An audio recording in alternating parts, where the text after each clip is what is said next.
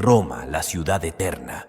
Desde sus humildes orígenes hasta su colosal influencia sobre el mundo, Roma dejó una huella imborrable en la historia. ¿Cómo fue que una pequeña ciudad a orillas del río Tíber se convirtió en el epicentro de uno de los imperios más poderosos y duraderos del mundo antiguo? Hoy exploraremos la fascinante historia del Imperio Romano, una saga de poder, conquistas y legado que aún perdura. Todo comenzó con un mito. En el año 753 a.C., según la leyenda, Rómulo y Remo, dos hermanos gemelos criados por una loba, fundaron la ciudad de Roma.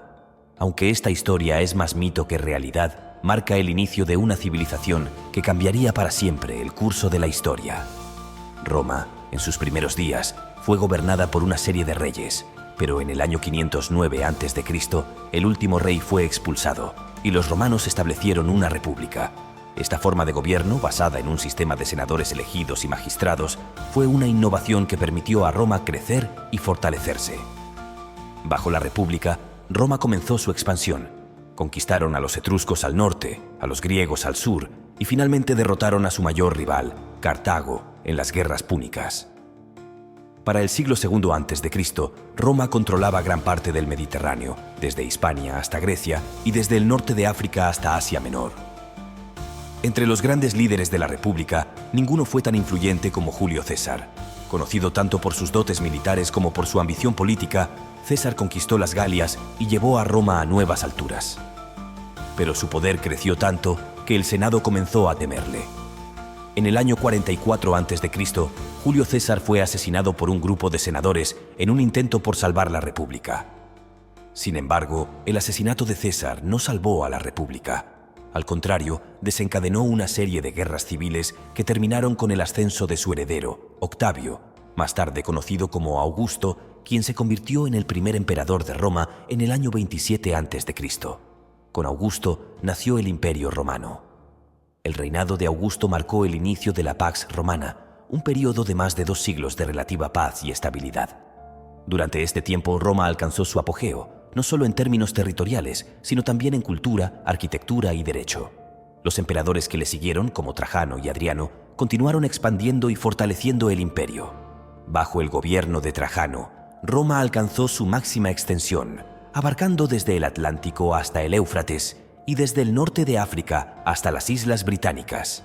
Pero el verdadero poder de Roma no residía solo en su tamaño, sino en su capacidad para integrar y gobernar a un vasto y diverso conjunto de pueblos. La vida cotidiana en el Imperio Romano era tan diversa como su gente.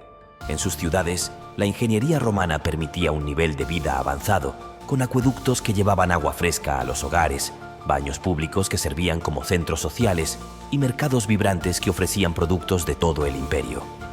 El Coliseo, por ejemplo, no era solo un lugar de entretenimiento, sino también un símbolo del poder y la cultura romana.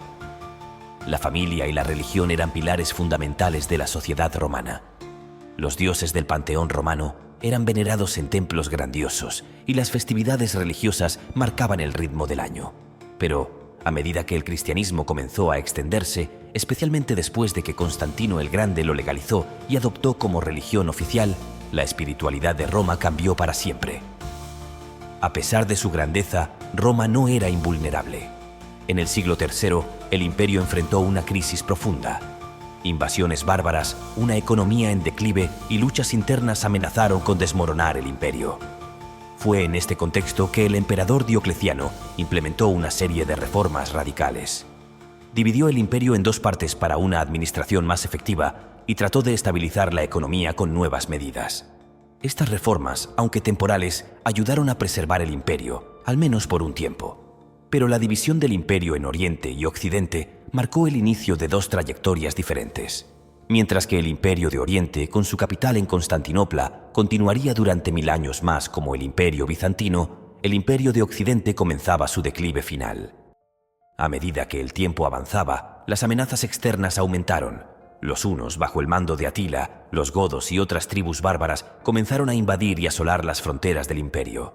Finalmente, en el año 476, el último emperador de Roma, Rómulo Augustulo, fue depuesto por el líder germánico Odoacro. Este evento es tradicionalmente considerado como el fin del Imperio Romano de Occidente. Aunque el Imperio Romano de Occidente cayó, su legado perdura. Roma dejó una marca indeleble en el arte, la arquitectura, el derecho y la cultura occidental. Su historia es un recordatorio de la grandeza y la fragilidad del poder. Roma no fue construida en un día, y su influencia no desapareció con su caída. La herencia de Roma vive en nuestras leyes, en nuestras ciudades y en nuestro espíritu. ¿Quieres saber más sobre historia? Suscríbete y comenta. Nos vemos en el próximo video.